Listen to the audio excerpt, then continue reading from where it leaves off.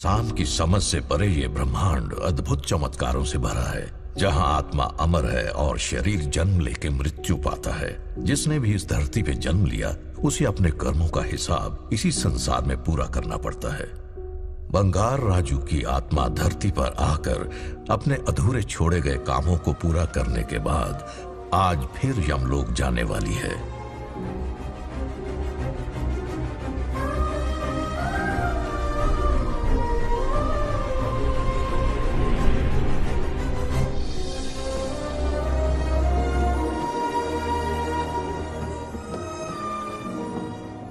और बताओ, हमारे यम बॉस कैसे हैं? तुम उन्हें कैसे जानते हो? अरे अपने जिगरी हैं, यहाँ पहला चक्कर थोड़ी है, पहले भी आ चुका हूँ मैं। दो बार? वो कैसे? अरे लंबी कहानी है भाई।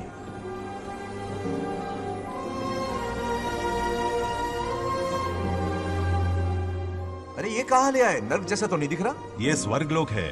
यमराज के ऑर्डर्स है कि तुम्हें नर्कलोक से स्वर्गलोक में शिफ्ट किया जाए। मतलब के दर्शन होंगे, सही कहा ना? सही कहा। फिर तो जीवन सफल हो गया। चलो जी, धन्यवाद।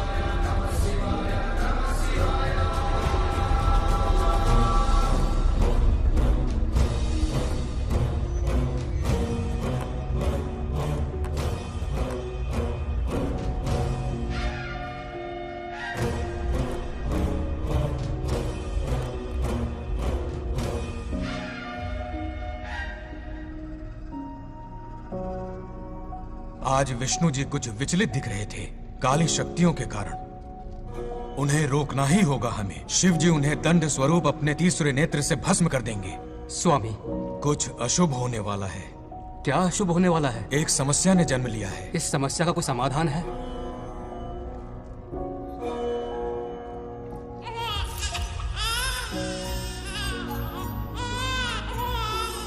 समाधान ने भी जन्म ले लिया है। क्या समस्या और समाधान में कोई रिश्ता होगा? क्यों नहीं? जन्म और मृत्यु, उत्पत्ति और विनाश, ये सब विष्णु जी की लीला है। ये बंगार राजू का बेटा रामू है और ये उनकी पत्नी सत्यभामा। सब बहुत खुश थे, पर तभी ये खुशी दुख में बदल गई। रामू की पत्नी सीता का देहांत हो गया। उस मासूम बच्चे को रामू और उसकी माँ सत्यभामा ने नाम दिया बंगार राजू। बंगार राजू। उसी दौरान उसके पड़ोसी रमेश के घर में एक बेटी ने जन्म लिया जिसका नाम रखा नागलक्ष्मी। बहुत शुभ नक्षत्र में जन्म लिया है दोनों ने। अगर इन दोनों का विवाह हुआ तो साक्षात शिव और पार्वती जितना पवित्र और सुखी रिश्ता होगा इन दोनों का। ये बात है। हाँ बिल्कुल।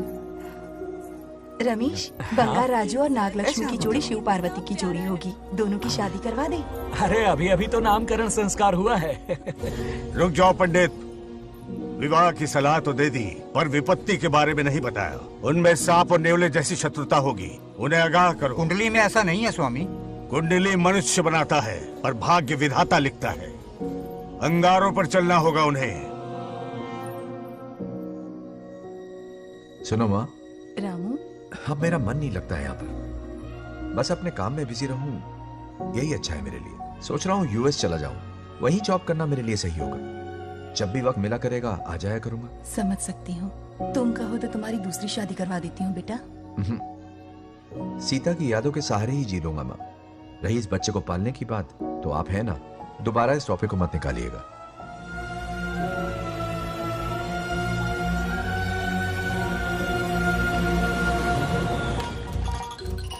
सत्यभामा ने माँ और बाप दोनों का फर्ज निभाया। बड़े भारी मन से उसे स्कूल में दाखिला दिलवाया। इतने अच्छे दिन पर ये एक आंसू। नन्ही सी जान पे स्कूल की पढ़ाई का इतना बोझ। पढ़ाई बोझ लगती है? वो देखो फुदक फुदक कर मेरी बेटी कैसे जा रही है। वो लड़की है, हालात से समझौता कर लेगी। आओ बेटा, वहाँ लड़कों के बीच बैठो। ये हार मुझे दे दो। जाओ जाकर बैठ जाओ बेटा, जाओ।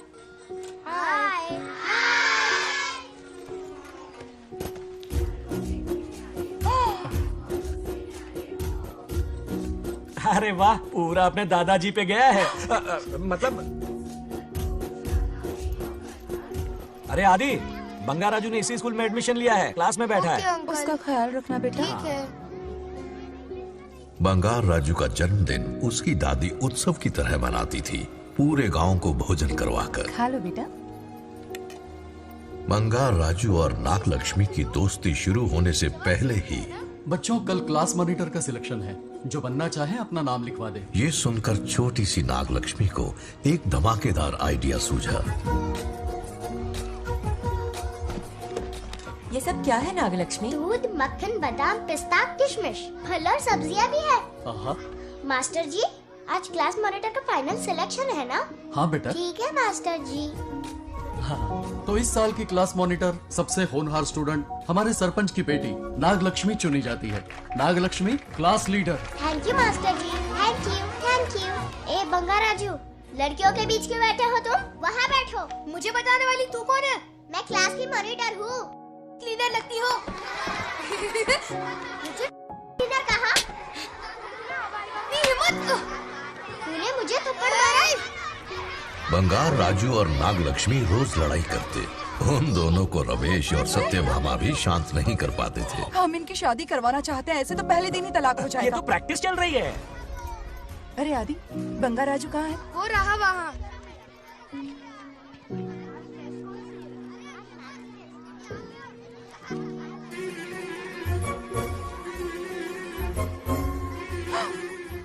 सत्यभामा ने वो देख लिया जो उसे नहीं देखना चाहिए था। बंगार राजू आउट हो गया, हार गया। अरे छोड़ो मुझे। आज इतनी जल्दी हार मान गए? मेरे गले का हार जो आ गई। हाँ हाँ। सत्या, तुम और यहाँ इतनी जल्दी राम नाम सत्य हो गया? मेरी मौत से दुखी हो या मेरे यहाँ आने से? क्या चल रहा है ये? इतनी सारी लड़कियों के साथ गुलछर्रे उड़ा रहे हो? गलत समझ रही हैं माते, ये कबड्डी खेल रहे हैं। स्वर्ग में सभी की दबी इच्छाएं पूरी होती हैं, इनकी ये है। नाना जी अपना मुखमंडल बंद रखिए। ओह, तो ये है तुम्हारी फंस इच्छाएं? गया बेटा तू। हाँ, तुम्हें साड़ियाँ बहुत पसंद है ना? वहाँ नीचे दुकान पर जाकर खरीदनी पड़ती थी तुमको, यहाँ सोचने पे ही मिल जाती है। बिल्कुल सही। बात को घुमाओ मत। ये सब कौन है? अरे ये तो रंबा उर्वशी मेनका है ना। हाँ, अब अरे इनसे मिलो सत्यमा, मेरी इकलौती धर्म की पत्नी। हाँ। नमस्ते दीदी, हमारे स्वर्गलोक में आपका स्वागत है। कल तक ये प्रेम के सागर में गोते लगा रही थी, अब ये बैठकर निहारेंगी। सुबह हो या शाम, दिन हो या रात, ये बस आपकी सुंदरता के राग गाते रहते हैं दीदी। और एक बार दीदी कहा तो तेरी जबान खींच लूंगी। अरे सुनिए जी, यहाँ इनके साथ मिलकर मुझ पर ही हंस रहे हो, मुझे भूल गए ना? हाँ? मौज मस्ती का असली मजा तो तुम्हारे साथ है मेरी। ये क्या होता है? मतलब हरी भरी थोड़ी खिली खिली मेरे जीवन की हरियाली है मेरी जाने मन। नाम सुनते ही शर्मा जाती है। शर्मा तो नहीं रही, बल्कि गुस्से में टमाटर जैसी लालम लाल हो रही है। अच्छा ऐसा है क्या? गुस्सा फुर्र किए देते हैं। अरे गाल तो शर्म से लाल है, गुस्से से नहीं। गौर से देखो, इश्क और मुश्क छिपाए नहीं छुपते। जुबान से ना सही लेकिन नशीली आंखें सब बयान कर रही है, प्यार छलक रहा है। ये हया, ये तबस्सुम किसी की भी जान लेने के लिए बहुत है ना जाने मन? अरे इस गुलदशी हुस्न के आगे तो इंद्रलोक की सारी अप्सराएं भी पानी भरती हैं। आजा। तुम भी ना एक नंबर के फरेबी हो। मुझे किस तरह से मनाना ये अच्छी तरह से जानते हो। आजा। अब ये बताओ नीचे सबके क्या हाल है? अपना बेटा रामू, उसे एक बेटा हुआ है। अपने जोकर ने बेटा पैदा किया? जरूर वो भी जोकर ही होगा। काश होता, वो तो आप पर ही गया है। अभी से अपने रंग दिखाना शुरू कर दिया है उसने। उसकी हरकतें देखकर ही यहाँ पहुंची हूँ। शेर का पोता शेर ही होगा। मेरे मूंछों की आन रख ली। उसे देखना है मुझे। कहाँ है वो? ये भी आपकी दबी इच्छा होगी, आपके नक्शे कदम पर चल रहा है। अरे तो उसमें बुराई क्या है प्रभु? उसे सुधारना होगा। पहले उसे देख तो लूं। चलो चलो।